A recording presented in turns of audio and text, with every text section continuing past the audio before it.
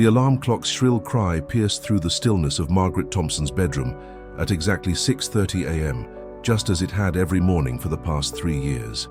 She reached across the empty expanse of her queen-sized bed, too big for one person, too small for the dreams she'd once harbored, and silenced the relentless beeping with a practiced slap.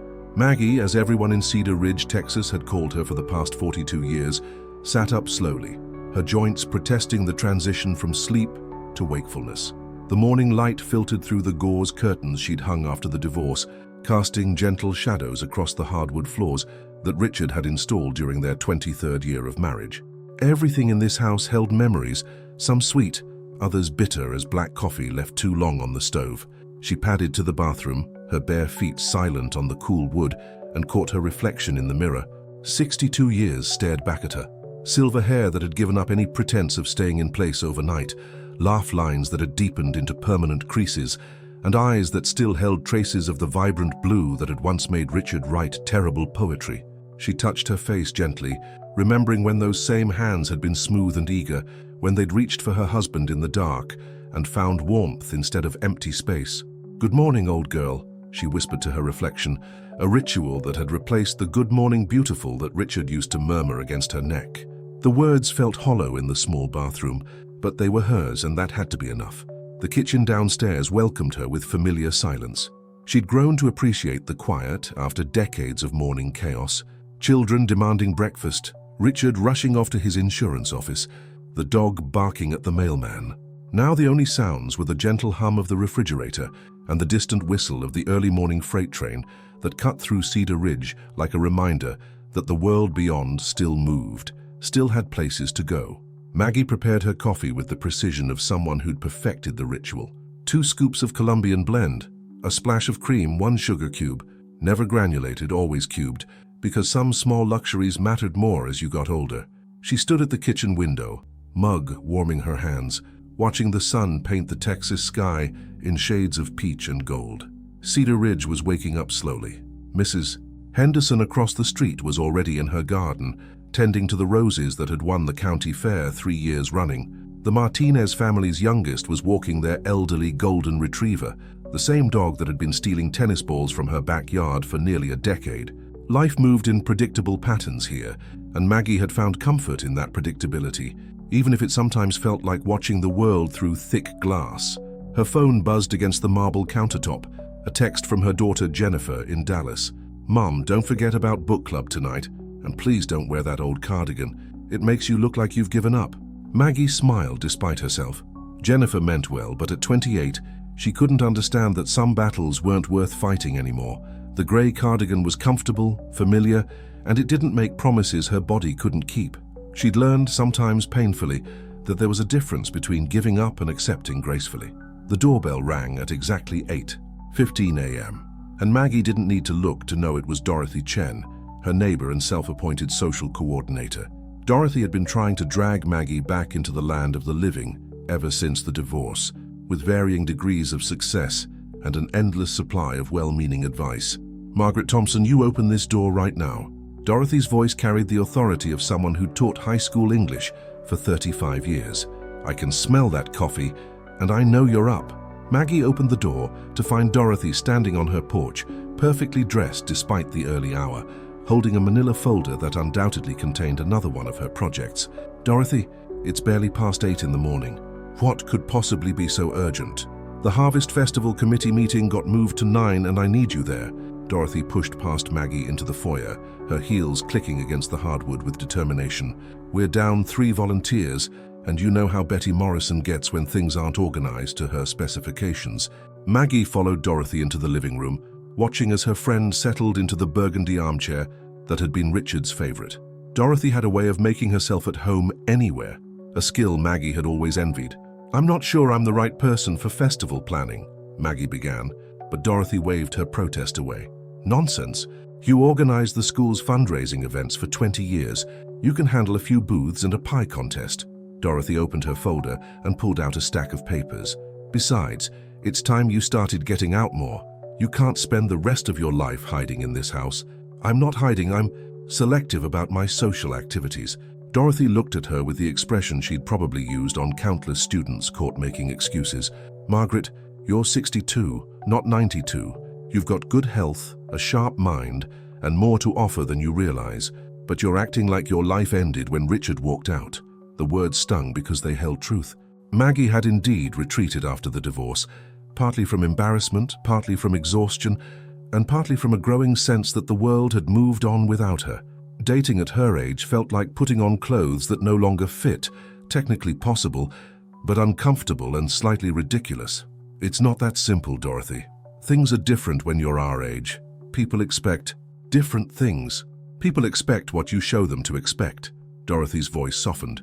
You've convinced yourself that you're too old for companionship, too old for romance, too old for anything but gardening and book clubs.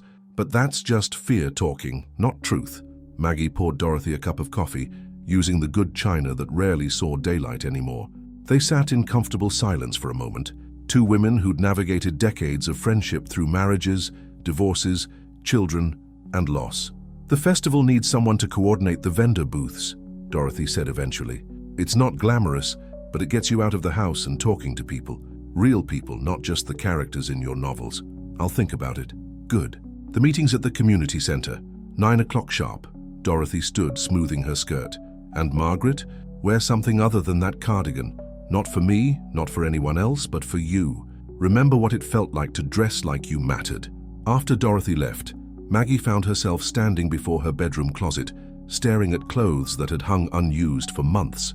In the back, behind the practical cardigans and comfortable pants, hung remnants of a different life. A blue dress that had once made Richard's eyes light up, a silk blouse that had been her armor for parent-teacher conferences, a jacket that had made her feel capable of anything. She pulled out the blue dress, holding it against herself in the mirror. It still fit, more or less, though it revealed truths about aging that the cardigan kindly concealed. But Dorothy's words echoed in her mind. Remember what it felt like to dress like you mattered. At 8:55 a.m., Maggie walked into the Cedar Ridge Community Center, wearing the blue dress and a light jacket, her hair pulled back in a style that was both practical and flattering. The room was already buzzing with conversation, the familiar voices of women who'd been organizing community events since their children were in elementary school. Betty Morrison, the festival committee's self-appointed leader, looked up from her color-coded charts and smiled. Margaret, how wonderful to see you. Dorothy said you might be interested in helping with vendor coordination. I'm considering it, Maggie replied, settling into a folding chair that had seen better decades. The meeting proceeded with the controlled chaos typical of volunteer organizations. Betty assigned tasks with military precision, while others offered suggestions, raised concerns, and occasionally wandered off into tangential conversations about grandchildren and gardening. Now about the morning setup, Betty continued, consulting her charts. We'll need someone at the main entrance by 6 a.m. to direct the vendors to their assigned spaces. It's early, I know, but I can handle that, a voice said from the back of the room. Maggie turned to see a man she didn't recognize, tall, weathered, with silver hair and kind eyes that seemed to take in everything without judgment. He wore clean jeans and a button-down shirt that suggested he'd made an effort, though comfort clearly took precedence over fashion. And you are? Betty asked, consulting her list. Sam Hayes. I've got the ranch about 10 miles out on County Road 47. Dorothy thought you might need some help with the heavier setup tasks. Dorothy beamed from her seat near the front. Sam's new to the area, relatively speaking. He's been here about 6 months, and he's looking to get involved in the community. Sam nodded politely to the room, his gaze briefly meeting Maggie's before moving on. There was something refreshing about his presence. No attempt to charm or impress, just a quiet competence that spoke of someone comfortable in his own skin. Well, we certainly appreciate the help, Betty said, making a note on her chart. The vendor coordination might be a good fit. Margaret, would you be willing to work with Sam on the morning setup? Before Maggie could fully process the question, she heard herself saying, yes, that would be fine. The alarm clock seemed louder at 5:30 a.m. than it had any right to be. Maggie had set it 30 minutes earlier than usual, wanting to arrive at the community center before Sam Hayes and prove that she could handle her responsibilities without being a burden. The pre-dawn darkness outside her bedroom window felt different today, not the familiar shroud of routine, but something that held possibility, though she couldn't quite name what kind. She'd chosen her clothes the night before, practical jeans that she'd bought but rarely worn, a soft green sweater that Jennifer had given her for Christmas, and her most comfortable walking shoes. Standing in front of her bathroom mirror, She applied a light touch of makeup, not because she was trying to impress anyone, she told herself, but because it felt right to meet the day with intention. The coffee maker gurgled to life as she moved through her morning routine. Outside, Cedar Ridge was still wrapped in the quiet darkness that came just before dawn, streetlights casting long shadows across empty sidewalks. A few early commuters were already on the road, their headlights cutting through the morning mist that clung to the Texas landscape like a gentle blanket. Her phone buzzed with a text from Dorothy. "Have fun today. And remember, he's single, settled, and makes excellent barbecue. Just saying." Maggie shook her head, smiling despite herself. Dorothy's matchmaking attempts had become more subtle over the years, but no less persistent. Still, the thought of Sam Hayes didn't bring the usual flutter of anxiety that accompanied Dorothy's previous introductions. There had been something genuinely unassuming about him at the meeting, a quality that felt like the opposite of trying too hard. She arrived at the community center at 5:55 a.m., her breath visible in the cool morning air.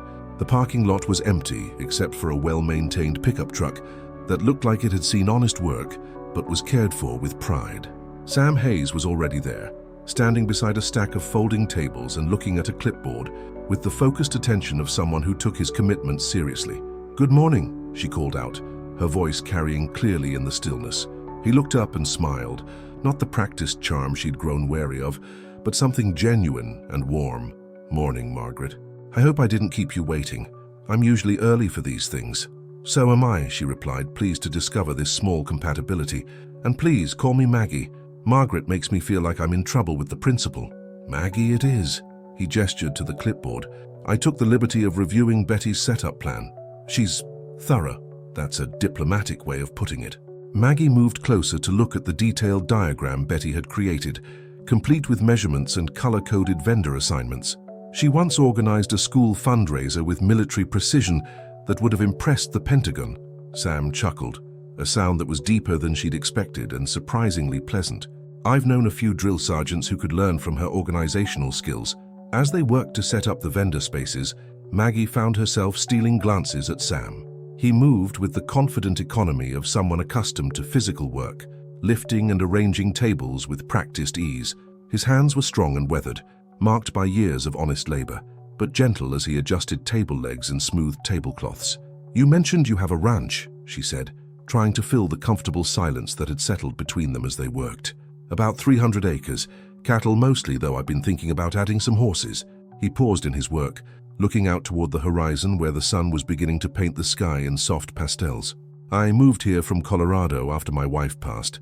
Needed a change of scenery, and Texas seemed like a good place to start over." The simple honesty of his statement caught her off guard. No elaborate explanations or uncomfortable oversharing, just a straightforward acknowledgement of loss and the decision to move forward. "I'm sorry for your loss," she said, meaning it. "Thank you. It's been 3 years now. Takes time to figure out who you are when you're not part of a pair anymore." He resumed working, then glanced at her. "Dorothy mentioned you've been through something similar. Divorce, not death, but yes, I suppose the rebuilding part is the same." She smoothed a wrinkle from a tablecloth, choosing her words carefully. "It's strange how you can live in the same place for decades and still feel like you're starting over. The landscape stays the same, but you see it differently," Sam agreed. "After Martha died, I couldn't look at our ranch the same way. Every fence post, every pasture held memories. Sometimes starting over means changing your geography, along with everything else." As the morning progressed, other volunteers began arriving. Betty Morrison swept in at 7:30 a.m. sharp, surveying their work with the critical eye of a general inspecting troops. Behind her came a stream of committee members, each carrying some essential component of the festival setup. "Excellent work," Betty announced, consulting her clipboard. "The vendors will start arriving at 8. Maggie, you'll be stationed at the main entrance with the vendor list and space assignments. Sam, if you could help direct traffic flow and assist with any heavy lifting needs." The next 2 hours passed in a blur of organized chaos. Vendors arrived in trucks and vans, carrying everything from handmade jewelry to barbecue smokers. Maggie found herself in the role of coordinator and problem solver, directing a soap maker to her assigned space, helping a pottery artist find an electrical outlet, and mediating a minor dispute between 2 food vendors about proximity to the main walkway. Throughout it all, Sam appeared whenever she needed assistance, lifting a heavy display case, helping to untangle extension cords, or simply being an extra pair of hands when the morning threatened to overwhelm her organizational skills. "You're good at this," he said during a brief lull, nodding toward the bustling festival grounds that were taking shape around them. 20 years of managing high school events," she replied, pushing a strand of hair from her face.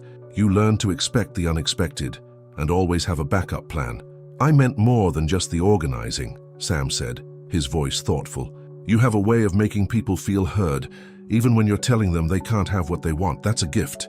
The compliment surprised her, not because it was unexpected, but because it felt accurate. She had spent so much time in recent years focusing on what she'd lost, her marriage, her sense of purpose, her place in the world, that she'd forgotten what she still possessed. "Mrs. Thompson?" A young woman approached, wearing an apron adorned with cupcakes. "I'm Sarah from Sweet Dreams Bakery. I think there might be a problem with my space assignment." As Maggie sorted out the vendor's concerns, a simple matter of reading Betty's handwriting incorrectly, she was aware of Sam watching her with something that might have been appreciation. Not the way men sometimes looked at younger women with obvious desire or calculation, but the way someone might watch a skilled craftsperson at work. By 10 o'clock, the festival was in full swing. Families wandered between booths, children ran between the game stations, and the air was filled with the sounds of laughter, conversation, and the occasional burst of music from the small stage where local bands would perform throughout the day. "Coffee?" Sam appeared beside her, holding 2 steaming cups from the volunteer refreshment station. "Please," she said, accepting the cup gratefully. The morning had been more physically demanding than she'd expected, and the caffeine was welcome. They found a quiet spot at the edge of the festival grounds, where they could watch the organized chaos they'd helped create while catching their breath. The coffee was surprisingly good, not the bitter brew she'd expected from a large thermos, but rich and smooth. "This is really excellent," she said, taking another sip. "I may have brought my own beans and talked the refreshment committee into using them," Sam admitted with a slightly sheepish smile. "Good coffee is one of life's necessities, in my opinion." "I couldn't agree more." "Life's too short for bad coffee. Do you like coffee?" he asked, and something in his tone made her look at him more carefully. The question seemed simple enough, but there was an undercurrent she couldn't quite identify. "I do. Very much, actually. Why do you ask?" Sam was quiet for a moment, watching the festival crowd with an expression she couldn't read. "I was thinking, if you're not opposed to the idea, maybe you'd like to come out to the ranch sometime. I make better coffee than this volunteer station stuff, and the sunrise view from my porch is something special." The invitation hung in the air between them, simple and honest and terrifying in its implications. Maggie felt a flutter of something she hadn't experienced in years, not just interest, but the recognition that someone might find her interesting in return. She began, then stopped. The automatic no that had become her default response to anything that resembled social engagement stuck in her throat. Instead, she found herself really considering the question, weighing not just the invitation, but what accepting it might mean. "You don't have to answer right now," Sam said gently, "but I wanted you to know that the invitation stands. No pressure, no expectations beyond good coffee and decent conversation." Before she could respond, Dorothy appeared at their side, slightly out of breath and beaming with satisfaction. "There you are. I've been looking everywhere for you two. The setup looks absolutely perfect, and Betty is actually smiling, which, as we all know, is practically a miracle." She looked between them with barely concealed curiosity. "I hope you're both planning to stay for the whole festival. The barbecue competition starts at noon, and I have it on good authority that it's going to be spectacular." "Wouldn't miss it," Sam said, but his eyes remained on Maggie, waiting for her answer to his earlier question. The barbecue competition was in full swing when Maggie finally found a moment to sit down. She'd chosen a picnic table slightly removed from the main crowd, where she could watch the festival's organized chaos while processing the unexpected turn her morning had taken. Sam's invitation echoed in her mind, simple words that carried the weight of possibility and the terror of stepping outside her carefully constructed comfort zone. "Do you like coffee?" Such an ordinary question, yet it had unlocked something in her chest that she'd thought was permanently sealed away. Dorothy appeared with 2 plates of food, settling across from Maggie with the satisfied expression of someone whose plans were unfolding exactly as intended. "I brought you some of that pulled pork from Martinez Family BBQ. You've been working all morning and barely eaten anything." "Thank you." Maggie accepted the plate, though her appetite had been overshadowed by her churning thoughts. "Dorothy, can I ask you something?" "Of course, dear." "When you invited Sam to help with the festival, were you—" Maggie paused, searching for a diplomatic way to phrase her suspicion, Were you matchmaking? Dorothy's eyes twinkled with mischief. I may have mentioned that we could use some help with the heavy lifting, and I may have mentioned that there was a lovely woman who'd been handling vendor coordination for years. I certainly didn't suggest anything inappropriate. Dorothy Chen, you're incorrigible. I prefer strategically helpful. Dorothy took a bite of her barbecue, chewing thoughtfully. But for what it's worth, I didn't expect you two to work together as naturally as you did. That was all you. Maggie looked across the festival grounds to where Sam was helping a family whose child had gotten tangled in the ring toss game. He crouched down to the little girl's level, patiently helping her untangle the rings while making her laugh. The sight stirred something in her, not just attraction, but recognition of genuine kindness. He invited me to his ranch, she said quietly. For coffee. Dorothy's fork paused halfway to her mouth. And I don't know what to say. I mean, it's been so long since anyone. Maggie struggled to articulate the tangle of emotions. What if people talk? What if they think I'm ridiculous, a woman my age trying to date? Margaret Thompson, stop right there. Dorothy's voice carried the authority that had once commanded respect from hundreds of teenagers. Who exactly are these people you're so worried about? You know how this town is. Everyone knows everyone's business. Yes, and most of them are too busy with their own lives to spend much time judging yours. But let's say some busybody does have an opinion about your personal life. So what? Are you going to let the imaginary disapproval of people who don't matter determine how you live? Maggie picked at her food, watching a group of teenagers near the games booth flirt with the awkward enthusiasm of youth. She remembered being that age, when every interaction felt monumentally important and the future seemed infinite with possibility. It's not just about other people, she admitted. It's about me. I look in the mirror and see someone who's past all that. Someone who should be content with book clubs and gardening and being safely invisible. Says who? Dorothy's voice was gentle but firm. Who decided that 62 means you stop wanting companionship? Who made the rule that women our age should fade into the background and be grateful for whatever scraps of attention we get? A burst of laughter from the children's game area drew their attention. Sam had apparently volunteered to demonstrate the ring toss and was deliberately missing his throws in increasingly dramatic fashion, much to the delight of his young audience. He seems like a good man, Dorothy observed. Patient, kind, and he looks at you like you're interesting, not like you're a charity case or a placeholder. How do you know how he looks at me? Because I've been watching, dear, and because I remember what it looks like when a man sees a woman he'd like to know better. Dorothy reached across the table and patted Maggie's hand. The question isn't whether you deserve this chance. You do. The question is whether you're brave enough to take it. Before Maggie could respond, a commotion near the main stage caught their attention. The afternoon's musical entertainment had apparently encountered technical difficulties, and Betty Morrison was orchestrating a solution with her characteristic intensity. I should go help, Maggie said, grateful for the distraction from her internal turmoil. We both should. But Margaret, Dorothy stood, brushing crumbs from her blouse. Think about what I said. And remember, courage isn't the absence of fear. It's feeling the fear and choosing to act anyway. The next hour passed in a blur of problem-solving and coordination. The sound system was revived, the afternoon's entertainment resumed, and the festival continued its successful trajectory. Throughout it all, Maggie found herself increasingly aware of Sam's presence, not in an obvious way, but in the peripheral awareness that comes with genuine interest. Noting when he helped an elderly vendor pack up early, observing how he listened with full attention when people spoke to him, appreciating the easy way he moved through the crowd without drawing attention to himself.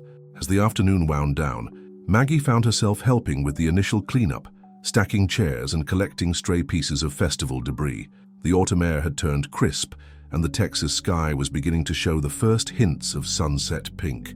Long day, Sam said, appearing beside her with an armload of folding tables. Good day, though. I think Betty might actually be pleased with how everything turned out. That would be a first from what I've heard. Sam loaded the tables onto a cart, then paused. About earlier, my invitation. I don't want you to feel pressured. I don't feel pressured, Maggie said, then realized it was true. Despite her internal anxiety, Sam himself hadn't made her feel uncomfortable or rushed. It's been a long time since anyone asked me anything like that. For me too, he said simply.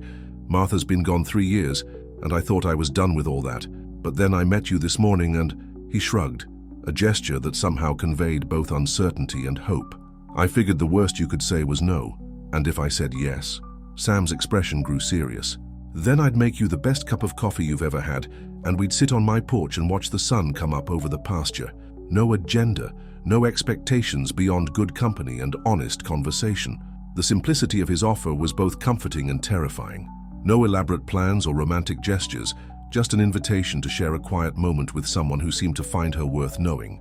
"I'd like that," she heard herself say before her cautious mind could intervene. "Really?"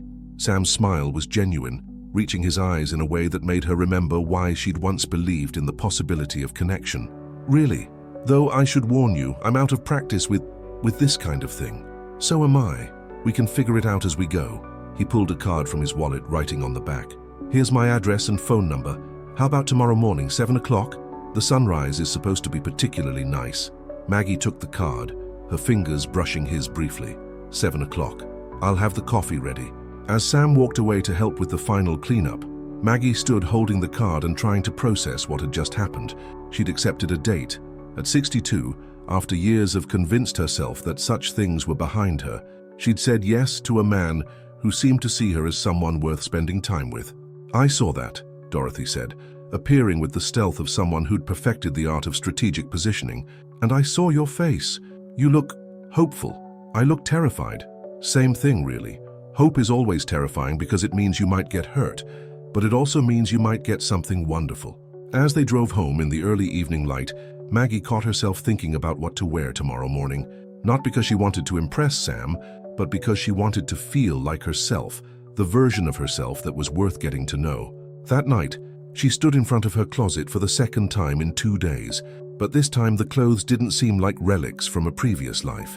They were simply options, possibilities, choices that reflected not who she used to be, but who she might still become. She chose a soft blue sweater and comfortable jeans, laying them out with the care of someone preparing for something important. Before getting into bed, she set her alarm for 6 a.m., early enough to feel prepared, but not so early that she'd spend the extra time second-guessing herself. As she settled into bed, Maggie found herself thinking about Sam's question, "Do you like coffee?" It seemed such a simple thing to ask, but she was beginning to understand that the best questions often were. They didn't demand elaborate explanations or dramatic gestures. They simply invited you to share a small truth, to reveal something genuine about yourself. "Yes," she thought, as sleep began to claim her. "Yes, I like coffee. And yes, I think I'm ready to find out what else I might like given the chance." Outside her window, Cedar Ridge settled into its familiar nighttime quiet. But for the first time in years, Maggie felt like she was part of something larger than her own careful routine. Tomorrow would bring new possibilities, and for the first time in longer than she could remember, she was looking forward to finding out what they might be. Maggie woke at 5:45 a.m., 15 minutes before her alarm, with a flutter of nerves that felt both foreign and familiar. She couldn't remember the last time she'd experienced the particular brand of anxiety that came with anticipation, not the dread of an unwanted obligation, but the nervous excitement of something that might turn out to be wonderful. She'd barely slept, her mind alternating between rehearsing conversation topics and imagining all the ways the morning could go wrong. What if they had nothing to talk about? What if she spilled coffee on herself? What if Sam realized he'd made a mistake inviting her? Standing in her bathroom, she caught her reflection in the mirror and forced herself to take a deep breath. "You're going to have coffee with a nice man who seems to enjoy your company," she told herself firmly. Nothing more complicated than that. The blue sweater looked good with her jeans, and she'd taken extra care with her hair, pulling it back in a style that was both practical and flattering. A touch of lipstick, a light spray of the perfume Jennifer had given her for Christmas, and she was as ready as she'd ever be. The drive to Sam's ranch took her through the outskirts of Cedar Ridge, past familiar landmarks made new by the early morning light. The sun was just beginning to paint the horizon in shades of rose and gold, and the Texas landscape stretched endlessly in all directions, dotted with cattle and the occasional oil derrick. Sam's mailbox was exactly where he'd said it would be, and the gravel drive wound through pasture land toward a modest ranch house that looked like it had been built with permanence in mind. The architecture was simple but well maintained, with a wraparound porch that promised the sunset views he'd mentioned. Sam emerged from the house as she pulled up, and Maggie felt a flutter of relief at his appearance. He looked exactly as she remembered, comfortable in his own skin, genuinely pleased to see her, and mercifully free of the nervous energy that was currently making her hands shake slightly. Perfect timing, he said, approaching her car with a smile. The coffee's ready and the sunrise is going to be spectacular. I hope I'm not too early. I'm usually punctual to a fault. So am I. Martha used to say I was born with an internal clock that ran 5 minutes fast. He gestured toward the house. Come on, let me show you around before we settle in to watch the sun come up. The ranch house was exactly what Maggie had expected. Comfortable, clean and practical without being Spartan. The living room featured well-worn leather furniture, bookshelves filled with what looked like actual reading material rather than decoration, and windows that framed the Texas landscape like living paintings. It's lovely, she said, meaning it. You've made it feel like home. It's getting there. Moving across states at my age is more challenging than I expected. Not the physical stuff, that's just boxes and logistics, but figuring out how to make a new place feel like yours, that takes time. He led her to the kitchen, where the promised coffee was indeed ready. The aroma was rich and complex, the kind of coffee that spoke of careful selection and proper brewing. Sam poured 2 mugs, adding cream to his own and offering the same to her. This smells amazing, she said, accepting the warm mug gratefully. Colombian beans, roasted locally. I may have become slightly obsessed with finding the perfect coffee since I moved here. It's one of those small pleasures that becomes more important as you get older. They settled on the front porch, where 2 rocking chairs were positioned to take advantage of the eastern view. The sun was climbing steadily, painting the sky in increasingly brilliant shades of orange and pink. In the distance, cattle moved slowly across the pasture, and somewhere a rooster was announcing the new day with enthusiastic persistence. You were right about the sunrise, Maggie said, cradling her coffee and watching the light transform the landscape. It's beautiful. One of the reasons I bought this place, that and the fact that it's far enough from town to feel peaceful, but close enough that I don't feel completely isolated. Sam rocked gently in his chair, his eyes on the horizon. At my age, I've learned the value of being strategic about solitude. What do you mean? I mean there's good solitude and bad solitude. Good solitude is choosing to be alone because you enjoy your own company and have things you want to do. Bad solitude is being alone because you're afraid of being with other people, or because you've convinced yourself you don't deserve companionship. Maggie felt a jolt of recognition. That's very wise. Hard-earned wisdom. I spent the better part of a year after Martha died, convinced that being alone was what I deserved, that moving on somehow dishonored her memory. Sam's voice was quiet, reflective. It took me a while to realize that Martha wouldn't have wanted me to stop living. She'd have wanted me to find reasons to get up in the morning, to care about things, to connect with people. How do you know the difference between good solitude and bad solitude? Sam considered the question, taking a sip of his coffee. I think it comes down to choice. If you're alone because you want to be, because you're content with your own company and engaged with your life, that's healthy. But if you're alone because you're afraid or because you've decided you don't deserve better, that's different. Maggie felt the weight of his words settling into her chest. I think I've been living in the wrong kind of solitude. What makes you say that? Because I didn't choose it, not really. I just accepted it. After the divorce, after the kids moved away, after I retired from teaching, I told myself I was being practical, realistic. But if I'm honest, I was just scared. Of what? Of being judged, of being seen as pathetic or desperate, of trying to connect with someone and being rejected. She paused, surprised by her own honesty. Half admitting that I still want things I was told I shouldn't want at my age. Sam was quiet for a moment, watching the sun climb higher above the horizon. Who told you that? Society, other women my age, my own internal voice, mostly. The messages are everywhere if you're paying attention. Women over 60 are supposed to be grandmothers and gardeners, not people who still want romance or companionship or physical affection. That's ridiculous. Is it? When was the last time you saw a movie or read a book about a woman my age falling in love? When was the last time you heard anyone talk about older women as sexual beings, as people who might still want to be desired? Sam turned to look at her directly. When was the last time you talked to an older man about what he finds attractive? The question caught her off guard. What do you mean? I mean, maybe you've been listening to the wrong voices. Maybe the people telling you that you're too old for romance are the people who've given up on it themselves, not the people who might actually be interested in you. Maggie felt heat rise in her cheeks. Are you saying that men your age are still interested in that kind of thing? I'm saying that attraction doesn't follow a calendar. Yes, things change as we get older. Our bodies change, our priorities change, our understanding of what we want from a relationship changes. But the desire for connection, for intimacy, for someone who sees us and appreciates us, that doesn't just disappear because we hit an arbitrary age. I hadn't thought about it that way, because you've been trained not to. Society has a vested interest in making older women invisible, in convincing them that their value disappeared with their fertility. But that's not how real attraction works.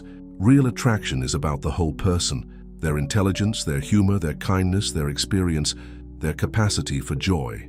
Sam's words hung in the air between them, and Maggie found herself looking at him with new eyes, not as a polite stranger offering coffee, but as a man who found her worthy of time and attention and honest conversation. "Is that what you see when you look at me?" she asked quietly. "I see someone who organized a festival with grace and competence, someone who treats people with kindness even when they're being difficult, someone who worries about doing the right thing and takes responsibility seriously." He paused, his eyes meeting hers. "Someone who's been hiding her light under a bushel because she's been convinced it's no longer worth showing." The sun was fully up now, flooding the porch with golden light and warming the morning air. In the distance, a hawk circled lazily above the pasture, and the cattle had settled into their morning routine of grazing and rest. "I don't know how to do this," Maggie admitted. "I don't know how to be someone who goes on coffee dates and flirts and believes that someone might find her attractive. You don't have to figure it all out at once. You just have to be willing to try." Sam reached over and briefly touched her hand. "And you're already doing it. You're here, having coffee with me, having an honest conversation about things that matter. That's how it starts. What if I'm terrible at it? What if I've forgotten how to be interesting to someone?" "Maggie, you've been interesting to me since the moment I met you. You were competent and kind and funny, and you treated me like a person worth knowing. That's not something you learn. That's who you are." They sat in comfortable silence for a while, watching the morning transform the landscape around them. The coffee was indeed the best she'd ever had, and the sunrise had been everything Sam had promised. But more than that, she felt something she hadn't experienced in years, the sense that she was exactly where she was supposed to be. "Can I ask you something?" she said eventually. "Of course. When you asked me if I liked coffee, what were you really asking?" Sam smiled, an expression that transformed his entire face. "I was asking if you might be interested in spending time with someone who thinks you're worth getting to know better, someone who sees you as a complete person, not just a helper or a volunteer or a divorcee of a certain age. And now that you know the answer, now I'm hoping you might be interested in finding out what else we have in common besides good coffee and early mornings." Maggie felt a smile tugging at her lips. "I think I might be." 3 weeks had passed since that first sunrise coffee, and Maggie found herself settling into a routine she hadn't expected, one that included regular visits to Sam's ranch and an increasing sense of possibility that both thrilled and terrified her. They'd fallen into an easy pattern of morning coffees twice a week, followed by walks around his property or quiet conversations on the porch that stretched well into the afternoon. She was beginning to understand what Sam had meant about good solitude versus bad solitude. The hours she spent alone now felt different, not empty spaces to be endured, but peaceful interludes between moments of genuine connection. She found herself looking forward to their time together with an anticipation that felt dangerously close to happiness.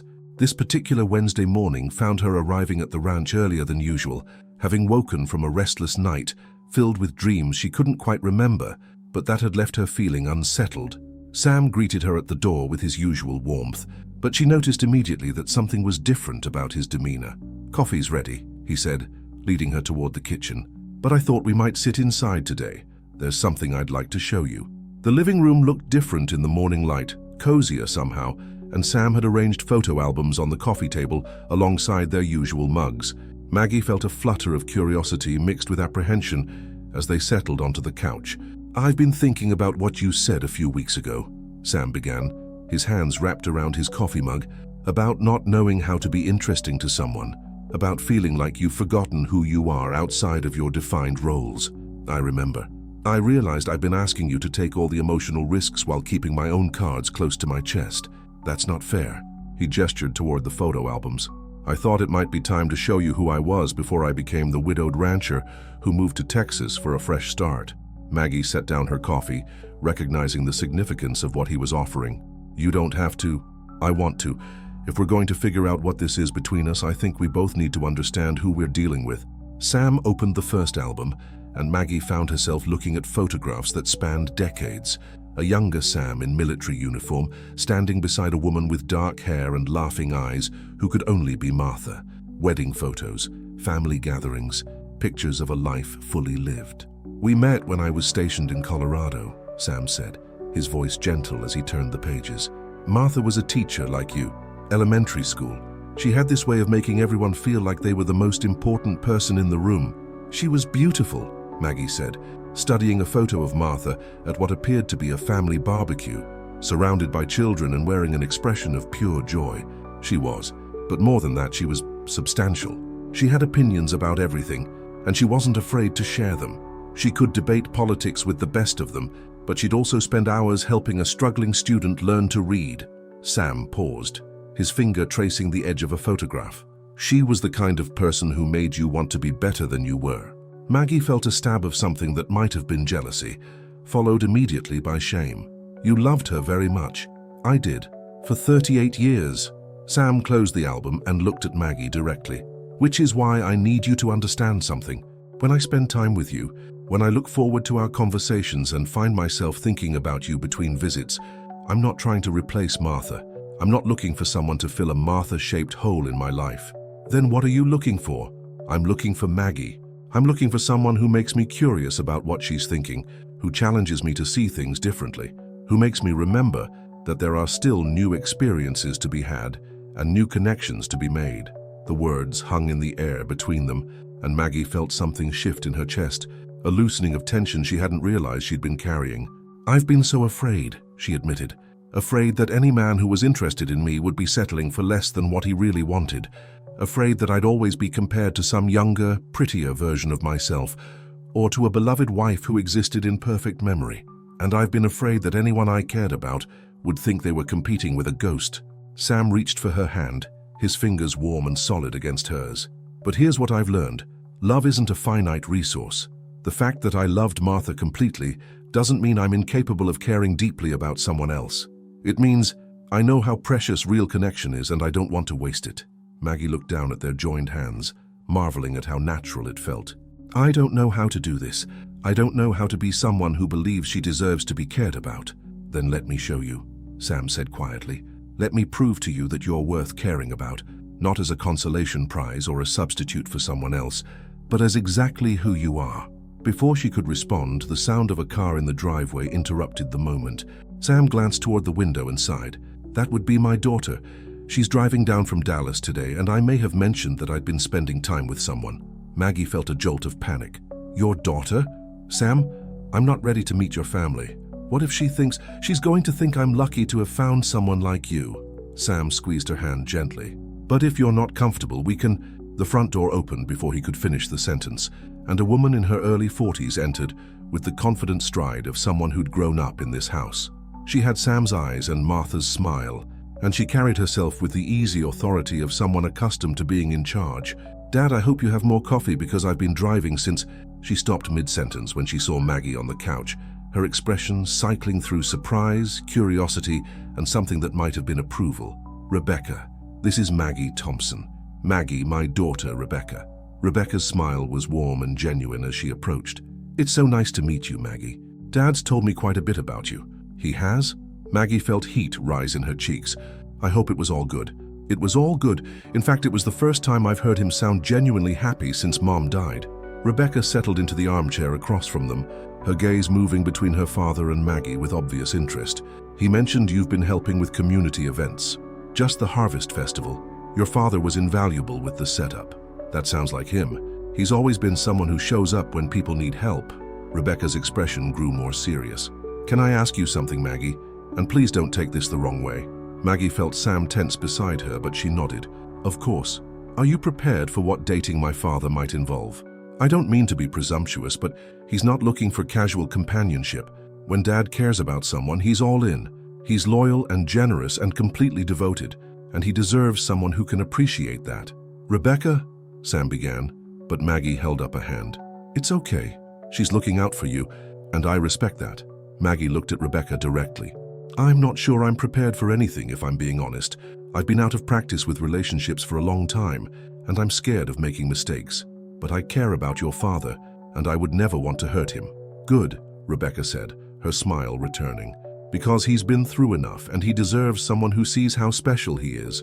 I do see that, Maggie said quietly. I see how kind he is, how thoughtful, how he makes everyone around him feel valued and heard. I see how much he loved your mother and how that love made him into the kind of man who's capable of loving again. Rebecca's eyes softened. You know about Mom? Your father showed me some pictures. She was beautiful and it's clear she was deeply loved. She was. And she would have liked you, I think. She always said Dad needed someone who could challenge him intellectually and call him on his nonsense. Rebecca grinned. Something tells me you're capable of both. The conversation continued for another hour, ranging from Rebecca's work as a nurse in Dallas to stories about Sam's adjustment to ranch life. Maggie found herself relaxing, drawn in by the easy affection between father and daughter, and included in their banter in a way that felt natural rather than forced. As Rebecca prepared to leave, she hugged Maggie goodbye with genuine warmth. I hope we'll see more of you, she said, and I hope you'll be patient with Dad. He's out of practice too, but he's worth the effort. After Rebecca left, Sam and Maggie found themselves back on the porch, the afternoon sun casting long shadows across the pasture. I'm sorry about that, Sam said. Rebecca's protective, and she doesn't always think before she speaks. I like her. She loves you and she wants to make sure you're okay. That's not something to apologize for. Are you okay? I know meeting family can feel overwhelming. Maggie considered the question.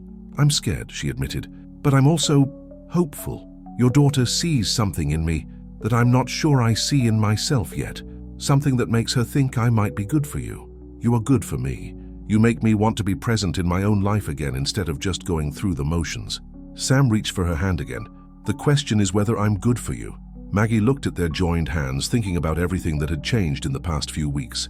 The fear was still there, but it was balanced now by something stronger, the recognition that she was worth caring about, worth taking risks for, worth the vulnerability that came with opening her heart. Yes, she said simply, you are. 2 months had passed since the Harvest Festival, and Cedar Ridge was preparing for its annual Christmas market. The town square was being transformed with twinkling lights, festive garland, and the familiar bustle of volunteers, setting up for another community celebration. But this time, Maggie found herself observing the preparations with a different perspective, not as someone seeking distraction from loneliness, but as someone who had rediscovered her place in the world. She stood in front of her bedroom mirror, adjusting the red sweater she'd bought the previous week. It was a bold color for her, brighter than the muted tones she'd favored for years, but Sam had mentioned how much he liked her in red. The thought that someone noticed and appreciated her choices still felt wonderfully foreign. Tonight was the Christmas market's opening ceremony, followed by a community dance in the town hall. Sam had asked her to attend as his date, not just his companion or his friend, but his date. The distinction mattered more than she'd expected. Her phone buzzed with a text from Jennifer. Mom, Dorothy sent me pictures from the Harvest Festival. You look happy, really happy. Can't wait to meet Sam at Christmas dinner. Maggie smiled, remembering the conversation with her daughter the previous week. Jennifer had been initially skeptical about her mother's new friend, but her concern had dissolved when she'd heard the warmth in Maggie's voice, the lightness that hadn't been there for years. He makes me laugh, Maggie had explained, and he listens to me, really listens, like what I have to say matters. It does matter, Mom, you matter. The simple truth of those words had taken root in Maggie's heart, growing stronger with each passing day. She mattered. Her thoughts, her feelings, her dreams, they all mattered, regardless of her age or relationship status or society's expectations. A gentle knock at her door interrupted her thoughts. Sam stood on her porch looking handsome in a navy blazer and holding a small bouquet of winter flowers. Nothing elaborate, just a simple arrangement of white roses and greenery that somehow felt more meaningful than any grand gesture.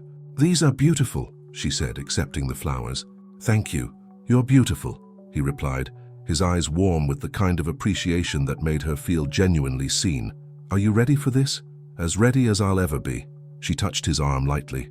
Sam, can I ask you something? Always. Are you sure you want to walk into that community center with me on your arm? People will talk.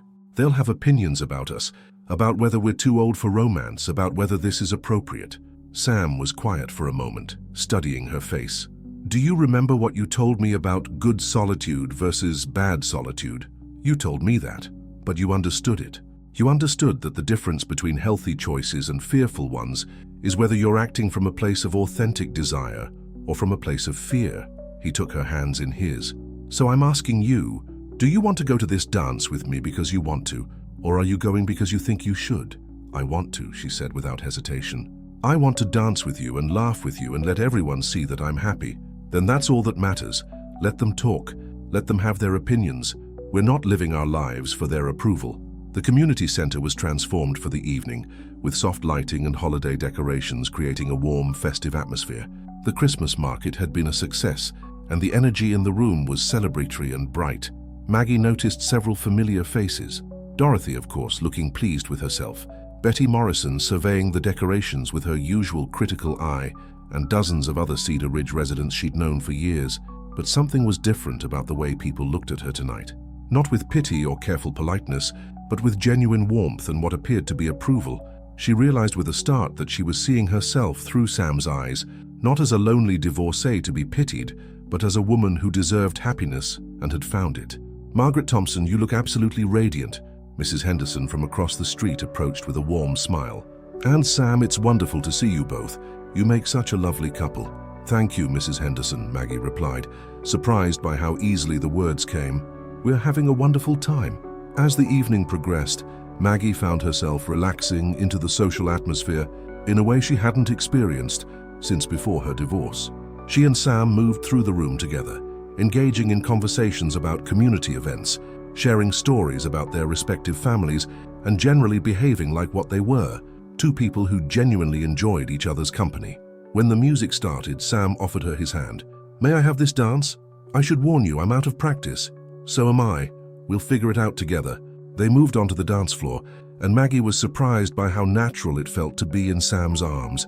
He was a confident dancer, leading with gentle assurance, and she found herself following his lead with an ease that felt almost miraculous. You're full of surprises, she said as they swayed to a slow ballad. How so? You're an excellent dancer. Where did you learn? Martha and I took lessons early in our marriage.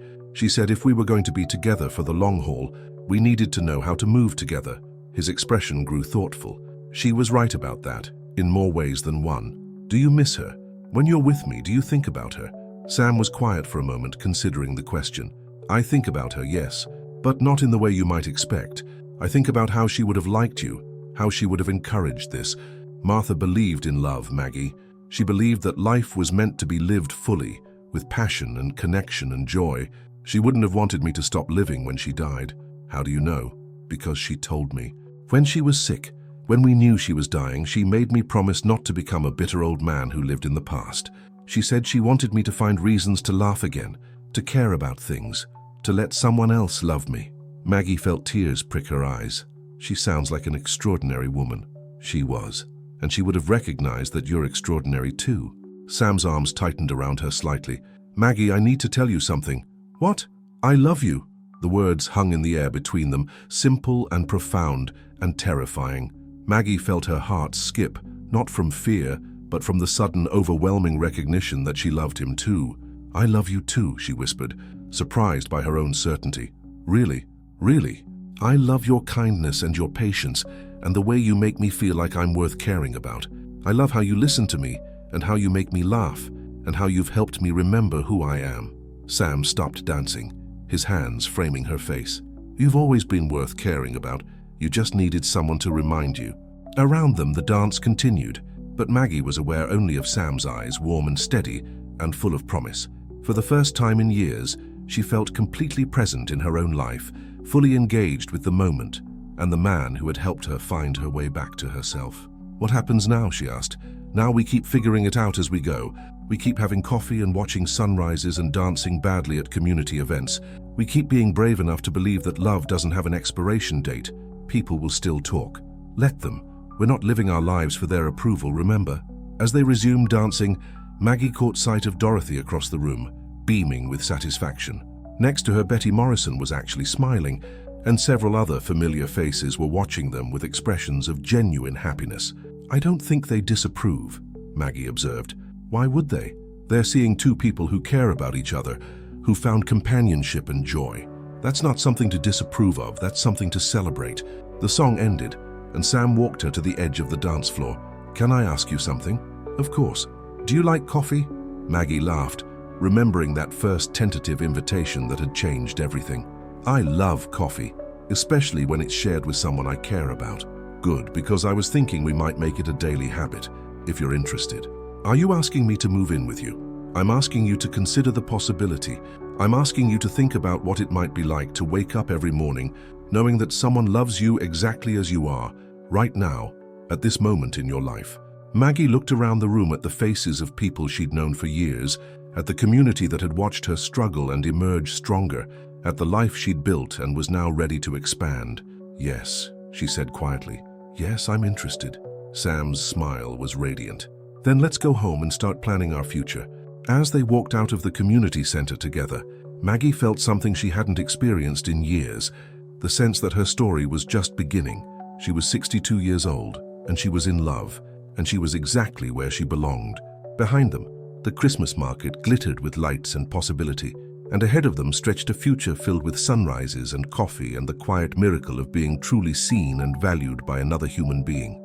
It had started with a simple question about coffee, but it had become something much more profound, a rediscovery of her own worth, a recognition that love doesn't follow society's timeline, and the understanding that it's never too late to choose joy.